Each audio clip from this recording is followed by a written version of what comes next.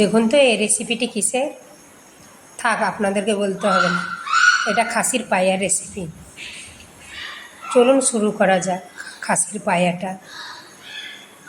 প্রথমে একটি কড়াই সরষের তেল দিয়ে দুটো তেজপাতা, শুকনো লঙ্কা, পেঁয়াজ কুচি দিয়ে দিতে হবে।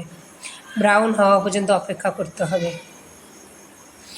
ব্রাউন হয়ে গেলে এখানে আদা রসুন বাটা দিয়ে দিতে হবে। ভালোভাবে ভাজা হয়ে গেলে এখানে মশলা দিয়ে দিতে হবে, যেমন হলুদ গুঁড়ো, লঙ্কা গুঁড়ো, ধনে গুঁড়ো, জিরে গুঁড়ো। ভালোভাবে কষিয়ে নিতে হবে। কাশ্মীরি লঙ্কার গুঁড়ো দিয়েছি। খুব সহজে এই রেসিপিটি তৈরি করা যায়। আর আমরা লবণ দিয়ে পায়াটাকে আগে থেকে সিদ্ধ করে রেখেছিলাম। অনেক ভালো লাগে খেতে। আপনারা অবশ্যই এইভাবে একবার ট্রাই করে দেখবেন। আমাদের রেসিপিগুলো কেমন লাগে, যদি ভালো লাগে লাইক কমেন্ট শেয়ার করতে ভুলবেন না। এখানে একটু গরম মশলা দিয়ে দেব। যে গরম মশলাটা আমাদের পেজে দেওয়া আছে ওইভাবে আমরা তৈরি করেছি।